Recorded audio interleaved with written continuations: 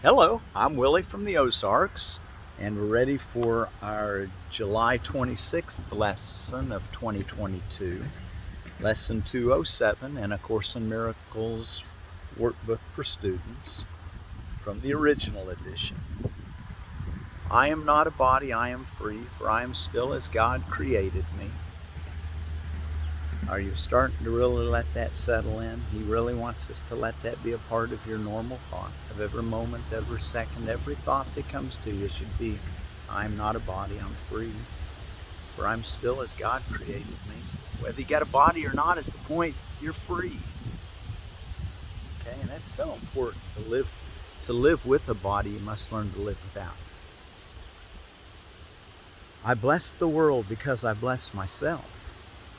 That's a review of lesson 187. I bless the world because I bless myself. You got to bless yourself. This idea of sacrifice is an old idea that we don't need. That's one of the old world thoughts. You don't need to sacrifice or make any compromises. And I know those are amazing ideas, but that's the kingdom of heaven. You just be yourself.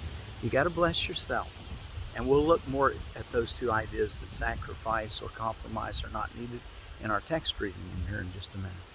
I bless the world because I bless myself. God's blessing shines upon me from within my heart, where He abides.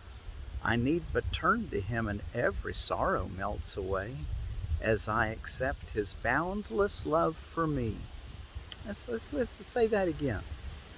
God's blessing shines upon me from within my heart, where He abides. I need but turn to Him, and every sorrow melts away as I accept His boundless love for me. I bless the world because I bless myself.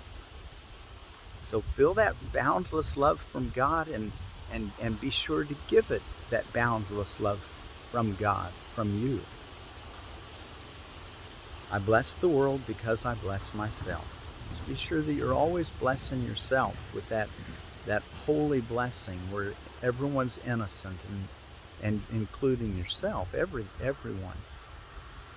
I am not a body, I am free, for I am still as God created me. So I bless the world because I bless myself. All right, let's go take a look, and be sure to write on a card during the day so that you can say the little prayer. Just write something down. I usually write it kind of as a little meditation as I'm writing it. I'm kind of thinking about what I'm trying to get in my mind for that day. I am not a body, I am free, for I am still as God created me. I bless the world because I bless myself. God's blessing shines upon me from within my heart, where He abides. I need but turn to Him, and every sorrow melts away as I accept His boundless love for me. I am not a body, I am free, for I am still as God created me. All right, we're in chapter 23 of the text. Let's see, we're ready for the Fear of Life, section 5. Is that where we're ready for? No, we're ready for section 4, Salvation Without Compromise. There we go.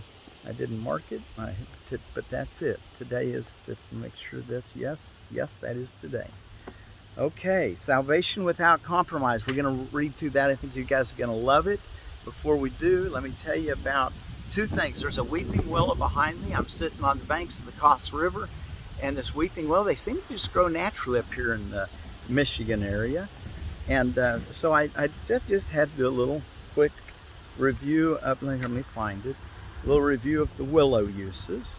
And a lot of the willows, even if it's not a weeping willow, if it's like the Missouri River willow I'm used to, those willows, I've heard they've had the same constituents, so that what's good for a weeping willow should be good for whatever willow. I use the leaves, and if that's a willow, I figure it's probably good for these things I'm getting ready to read. That I found this on naturalmedicinalherbs.net for the Salix Babylonica, which is the weeping willow. The leaves and bark are antirheumatic, astringent, and tonic. A decoction, that's the, to boil it for a few minutes. A decoction of the leaves is used in the treatment of abscesses, carbuncles, those are like boils, fever, rheumatism, skin diseases, ulcers, etc. And infusion, now an infusion is when you just put it in, you take it off the boil, add your herb and let it just steep. An infusion of the bark has been used to treat diarrhea and fevers.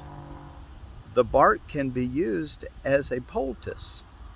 So, that's just a lot of good uses of the willow. And we might ought to spend some time like we spent with the yarrow talking about willow. And there's some things I want to talk about, burdock and willow, and just the things that, are pretty much anywhere in the temperate climate, really. Okay, let's see. And I got a little, look how long this leaf was. The leaf, I don't know if that's the leaf or if each of these is a leaf. I think these are leaflets and this is a leaf, is what I understand, but that'd be something we could look into.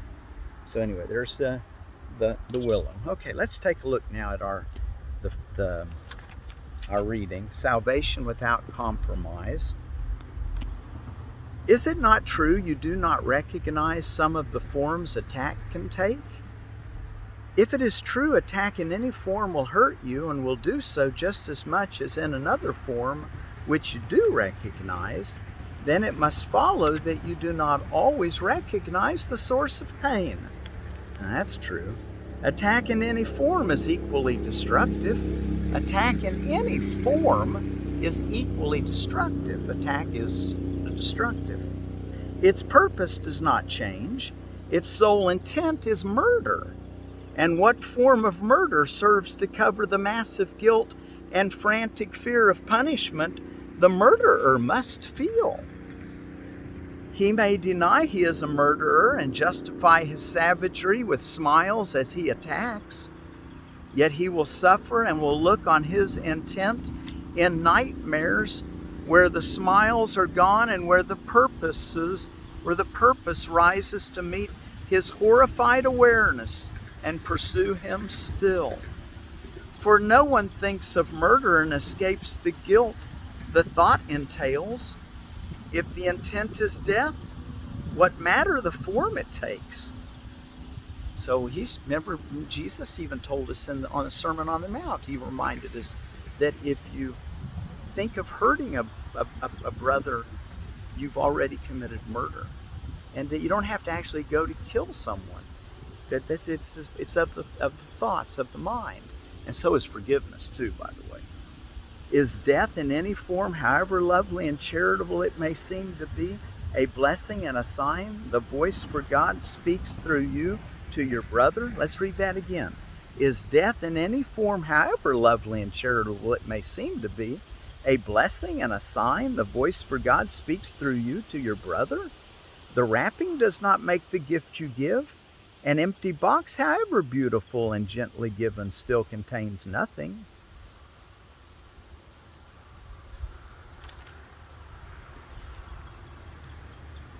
And neither the receiver nor the giver is long deceived. Without forgiveness from your brother, and you attack him. Withhold forgiveness from your brother, and you attack him. You give him nothing and receive of him but what you gave. And I just want to make sure. Okay, there we go. Yes. Salvation is no compromise of any kind. To compromise is to accept but part of what you want, to take a little and give up the rest. Salvation gives up nothing. It is complete for everyone. Let the idea of compromise but enter, and the awareness of salvation's purpose is lost because it is not recognized. It is denied where compromise has been accepted. For compromise is the belief salvation is impossible.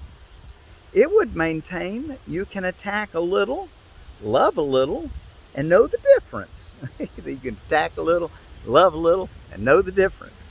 Well, thus it would teach a little of the same can still be different, and yet the same remain intact as one. Does this make sense? Can it be understood?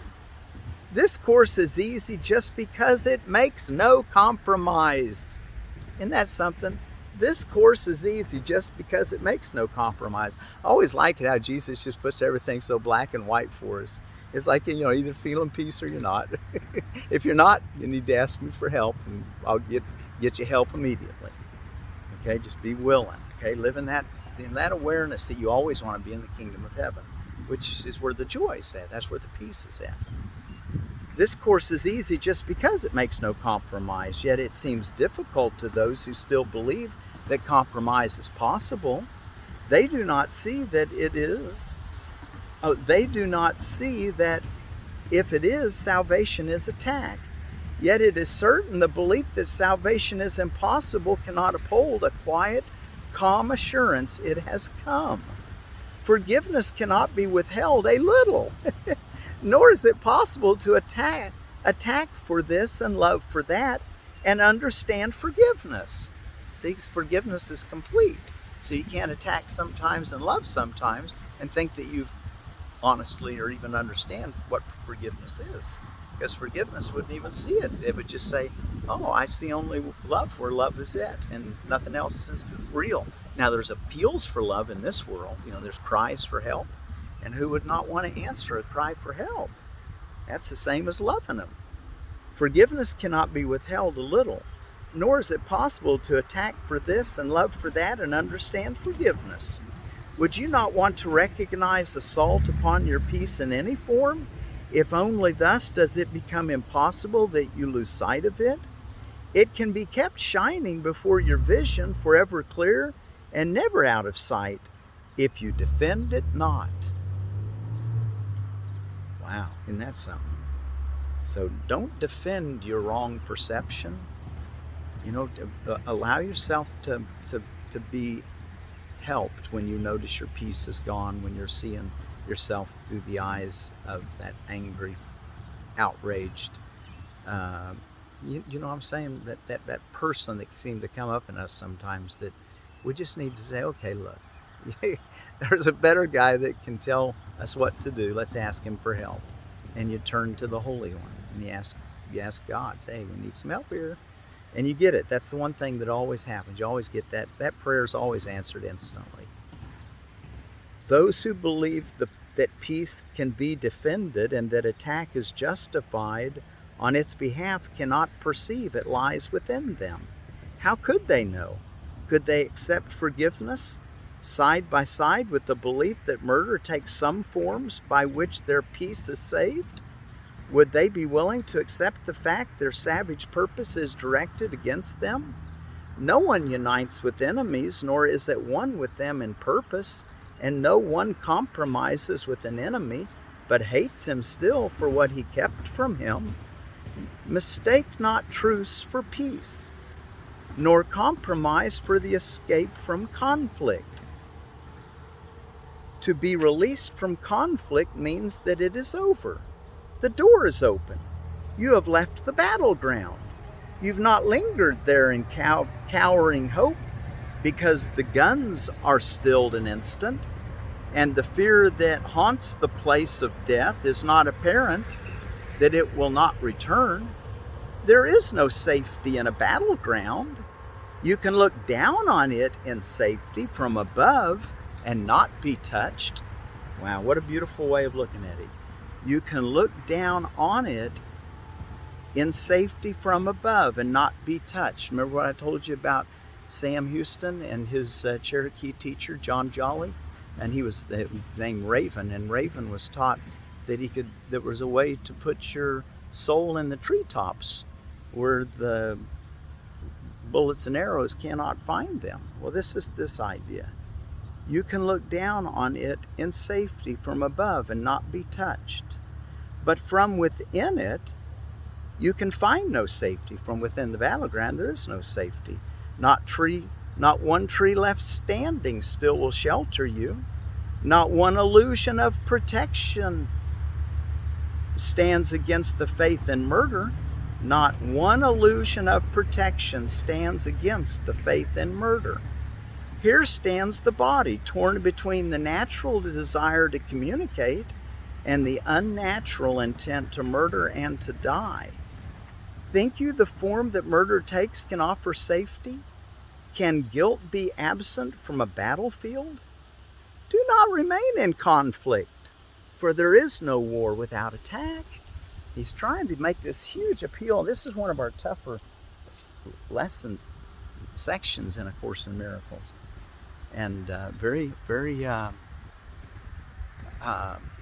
you know, that he's really wanting us to see our lesson for today in this. You know, I'm not a body, I am free.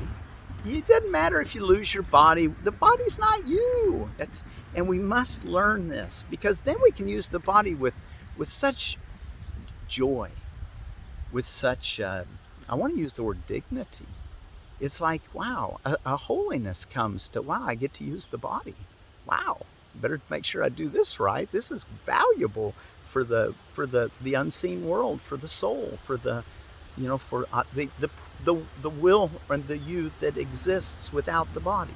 This is very, very important and very valuable, very wonderful opportunity to have this experience. Thank you for sharing it with me and taking this journey. The journey of peace is what I like to think of it as. I am not a body, I am free, for I am still as God created me. I bless the world because I bless myself. I bless the world because I bless myself. You know, I'm looking over at that weeping willow behind me, with the wind moving it. Remember what Jesus told us about the wind. He said the wind is a good illustration of how the Holy Spirit is in our lives, and that we may not know where the wind's blowing, where it came from, and where it even goes, but we can feel its effect. It brings us the cool. It brings us everything from a stillness to a tornadic hurricane. But it's the Holy One that not that the wind is the Holy One, and in truth everything is the Holy One, but the thought behind it, the Holy Spirit, the Spirit that unites us all. So think of it from that standpoint, the Spirit that unites us all. And let me read our lesson one last time. And thank you so much for joining me on this journey, the journey of peace, as I said. I am not a body, I am free, for I am still as God created me. I bless the world because I bless myself. God's blessing shines upon me from within my heart where He abides. I need but turn to Him and every sorrow melts away as I accept His boundless love for me. I bless the world because I bless myself. Be sure you bless the world by blessing yourself. I bless the world because I bless myself.